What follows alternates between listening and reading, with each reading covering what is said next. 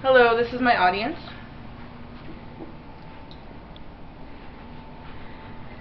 Okay. Imagine one day your life is completely normal, and then suddenly you or someone you love is being accused of a horrific crime.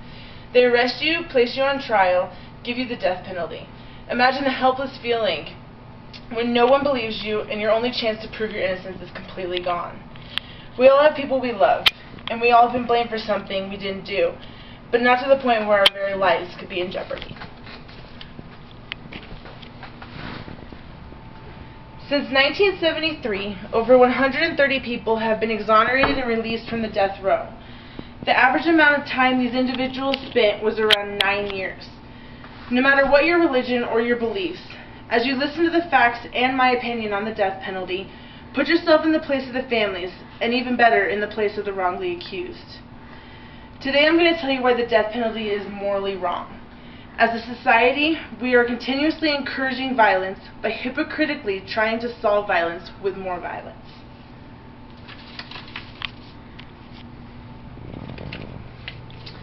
In 1972, Supreme Court decided to abolish the death penalty, claiming cruel and unusual punishment under the 8th and 14th Amendment.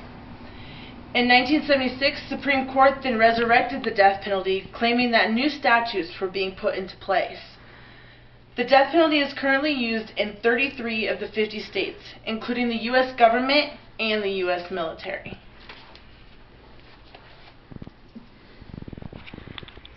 The most common form of death penalty is a lethal injection. Many others exist but are not used as widely.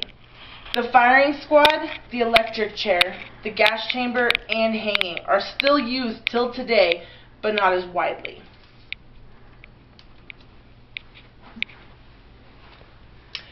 The death penalty perpetuates the vicious cycle of violence.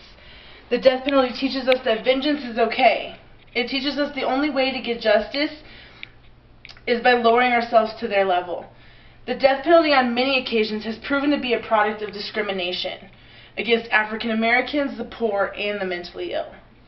It allows us to put a value on someone's life, and it allows us to play God. It allows us to believe that by killing someone, we are getting our retribution. David Chandler, a progressive writer, says it perfectly. He says, "The death penalty is far more than retribution. The death penalty is a way for society to collectively vent their anger. Vengeance cannot undo the act or heal the pain. Instead, it legitimizes our own murderous impulses."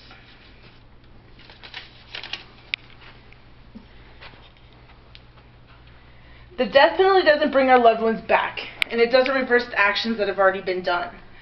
It doesn't teach us how to be a society that functions as normal humans, instead as barbarians. It doesn't teach us to love. It teaches us to be hypocritical and full of hatred. The death penalty does not save us money.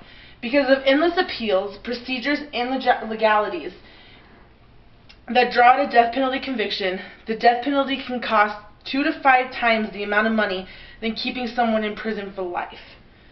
Personally, I am very uncomfortable with the fact that my tax dollars are directly related to murder, and I have absolutely no say about it.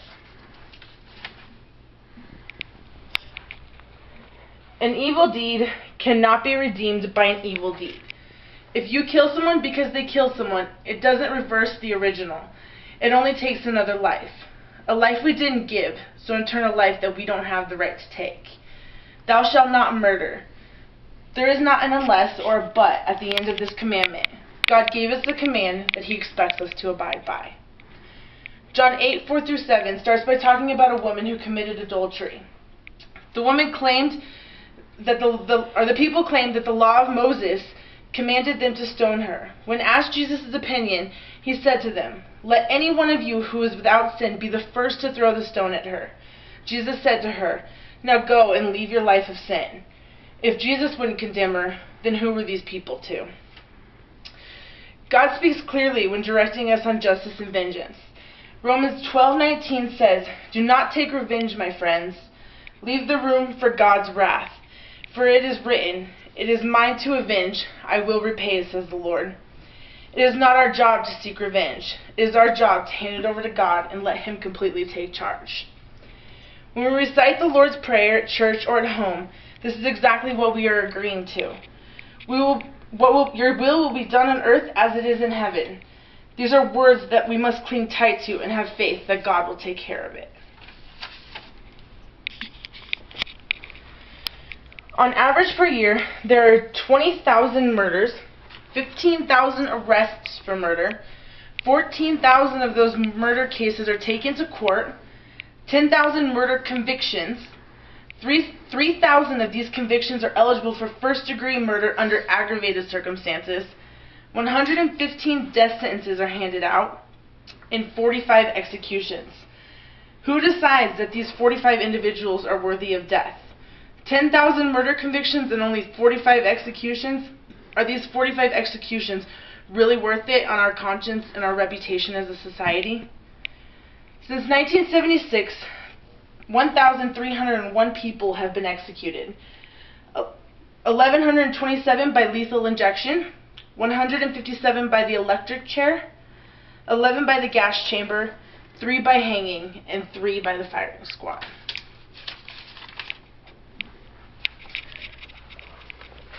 Currently, there are 3,170 inmates on death row, only 61 of them being women. The average person spends about 14 years on the death row before actually being executed.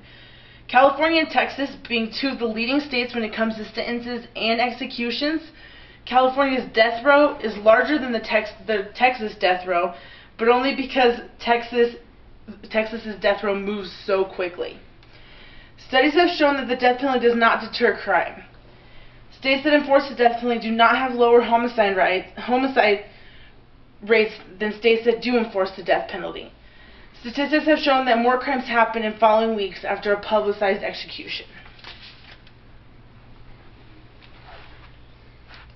Everyone asks, what other choices do we have? Let them out so they can kill again? Absolutely not. I don't believe in leniency or sympathy for someone who's committed murder. I don't believe they should ever be released into society. But I do believe that life without a parole is a much more civilized action. A few things I would like everyone to think about and keep in mind. Not having the death penalty is a win-win situation.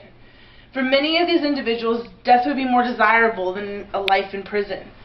Death can be an easy way out. Why does someone who took someone else's life get the easy way out? To live a locked-up life with the guilt and reminder of what you did daily seems like much more of a punishment than just being put out. And at the end of the day, we don't have a guilty conscience of murder hanging over us. People commit suicide as a way out. Who's to say that's not exactly what these people are doing? Suicide by execution syndrome is defined as an individual who wanted to but feared taking their own life, so they commit a murder so society will do it for them. By lowering our standards in prison, it would be a less desirable place to end up. Many people argue that the death penalty is also used to control overpopulation in prison systems. Before we just go killing people to clear more room to kill more people, we should take a look at the population in general. An article in Libertarian News tells us that 50% of all people in prison or jail is because of drugs. 86% of all people in prison or jail is because of victimless crimes. How about clearing some of them out for the people who really need to be there? I hope that today I've given you things to think about. I want people to live lives for God. I want a morally sound society.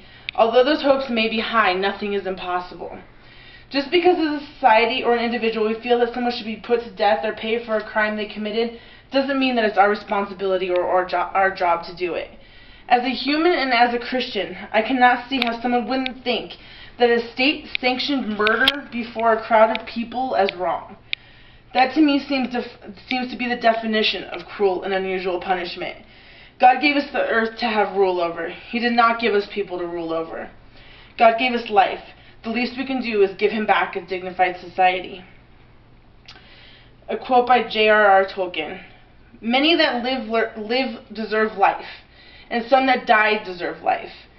Can you give it to them? Then do not be too eager to deal at the death and judgment, for even the very wise cannot see all ends. Thank you.